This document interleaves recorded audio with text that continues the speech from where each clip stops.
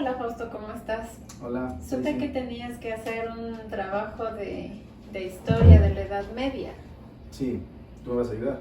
Sí, no sé si tal vez te sirva que te hable respecto a un filósofo importante de aquellos tiempos. Sí, me interesaría. ¿Me puedes ayudar? Sí, verás, primero te voy a dar una introducción histórica de lo que ocurría en esta era.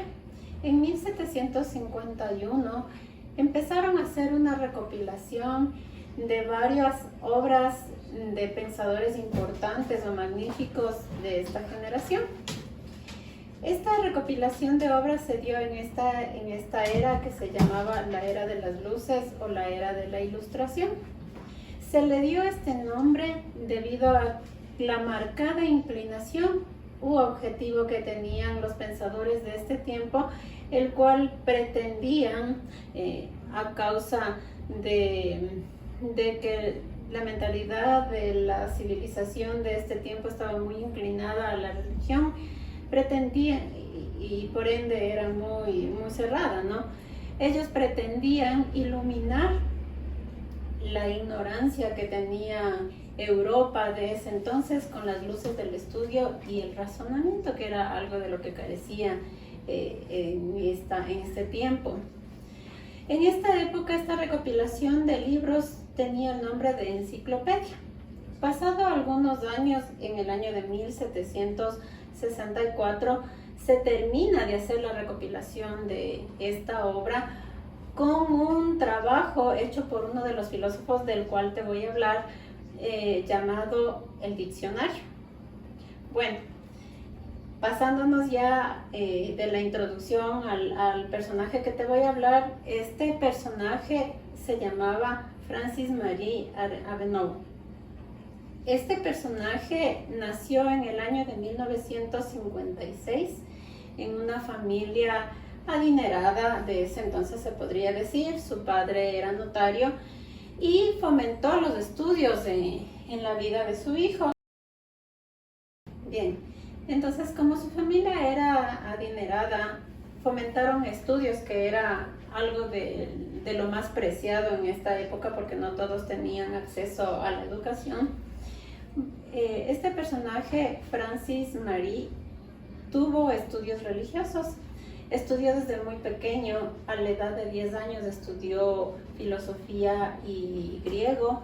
A la edad de 17 años culminó sus estudios en leyes, y por la culminación de estos estudios en leyes, él consiguió un trabajo, se podría decir como ahora, en el magisterio. Era un trabajo en la política, se podría decir, de este tiempo, en una empresa llamada La Haya. Lamentablemente no duró mucho tiempo en esta porque ya se venía viendo las inclinaciones filosóficas que tenía este personaje, y lo despidieron porque se involucró amorosamente con una refugiada de Francia de ese entonces y tuvo que salir. Bueno, te preguntarás cómo se llama este personaje. La historia remonta en este personaje, no se lo conoce por su nombre, sino por un seudónimo que la mayoría de pensadores filosóficos adoptaban por el miedo a la persecución que tenía la iglesia y el gobierno en este entonces, y para publicar sus escritos adoptó el nombre de Voltaire. Hablándote un poquito más acerca de lo que hizo este filósofo, te puedo decir que Voltaire fue considerado el padre de la Ilustración del siglo XVIII. Hablándote un poquito más referente a las obras que hizo este autor, puedo resaltarte dos obras que me llamaron mucho la atención en los tratados o en los escritos que él tuvo. El uno era Cándido. Es un libro bastante denso, se podría decir, como ahora en la época en la que estamos, porque de cabo a rabo tiene tantas tragedias que les pasa a los personajes en este libro. Entonces este libro se trata también sobre un joven que cruza por algunos países y le pasan un montón de cosas, un montón de tragedias en el lapso del libro, Pero quiero resaltar algo importante dentro de este libro. Este libro lleva parte del pensamiento liberal y emotivo que tenía Voltaire. Dicen que este libro era una sátira a uno de los escritores de aquella época y bueno, la mayor parte de libros y de tratados y de obras que tenía Voltaire eran inclinados a la realidad, pero con sátiras y con humor negro. Claro, algo que te quería decir es que es una sátira al escritor Leibniz.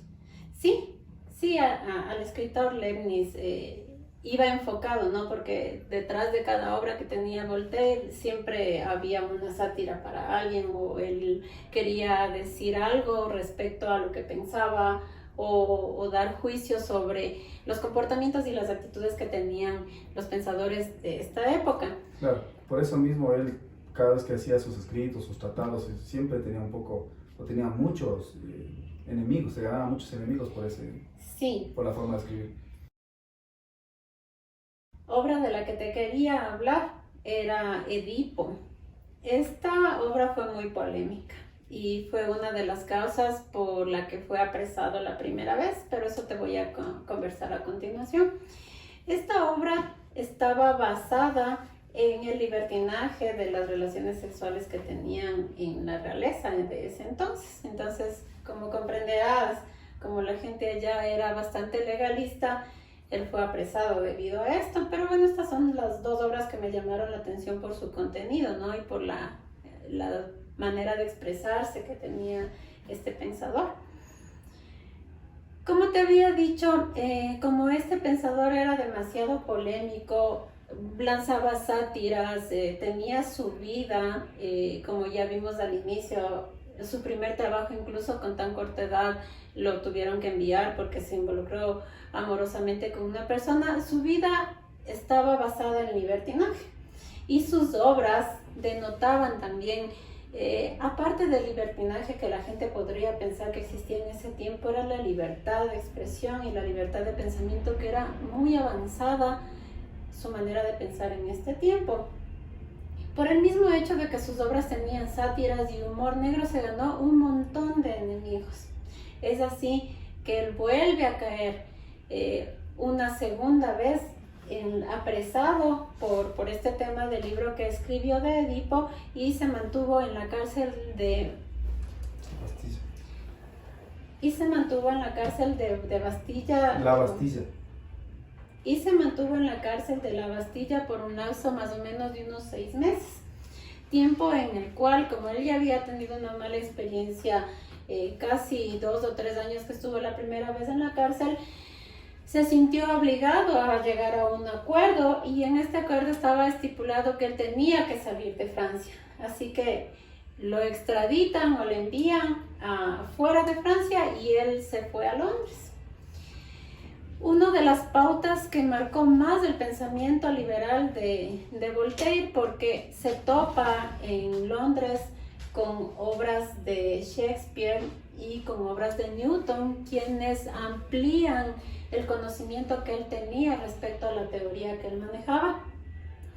Y aparte que en Londres se tenía un gobierno, se podría decir, más de libertad. Entonces, en vista a todos estos conocimientos que él fue adquiriendo, empezó a hacer boletines y empezó a hacer escritos, los cuales eran enviados y compartidos a su natal Francia. Y obviamente en Francia había toda la cúpula de los acaudalados y adinerados, que eran los únicos que tenían acceso a este tipo de escritos, los cuales comentaban y dialogaban respecto a las obras de Voltaire. Y así se siguió ganando más opositores, se podría decir, entre ellos el que más resalta, que era bastante opositor a los pensamientos y a los escritos de Voltaire, que era Rousseau.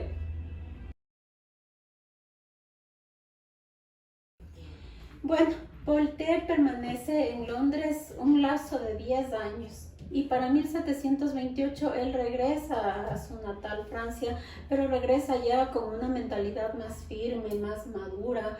Y empieza a hacer una revolución, se podría decir, en el pensamiento y en la ciudad. Los pensamientos de Voltaire eran tan basados en la libertad que él tenía una frase célebre, la cual me llama mucho la atención porque evoca bastante a la libertad de pensamiento, que decía: no estoy de acuerdo con lo que dices, pero daría hasta mi vida por defender lo que dices. Entonces vamos viendo cómo se va marcando en la historia de este pensador su ímpetu hacia la libertad.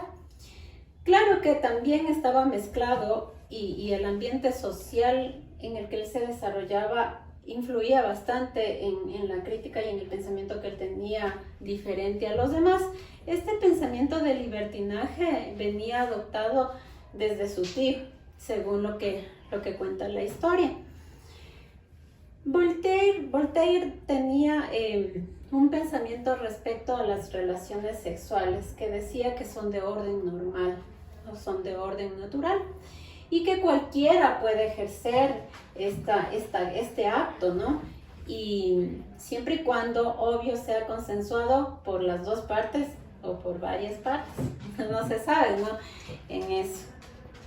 Pero dejando de lado todas estas cosas, se podría decir, de parte legalistas, y dejando lo bueno, se puede resaltar que él tenía una ideología y un pensamiento de libertad absoluto.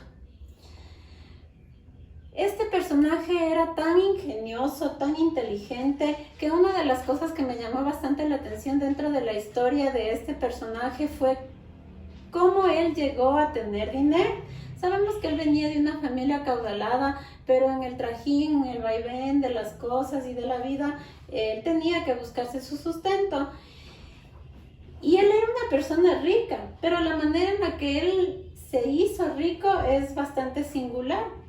Debido a su ingenioso pensamiento, él hizo un fraude a la lotería de este entonces de su país, porque encontró un vacío en la estructura de la lotería de ese entonces, ganándose no una ni dos veces la lotería, sino algunas veces la lotería. Era tan audaz este personaje que cuando iba a cobrar la lotería, firmaba con su nombre en la lotería. Yo me imagino que él pensaba: no, voy a firmar con mi nombre las veces que sean necesarias para que se den cuenta que soy yo el que está cobrando. Porque eso era parte de la forma de ser de él, a todo le ponía la sátira, y esta no era la excepción.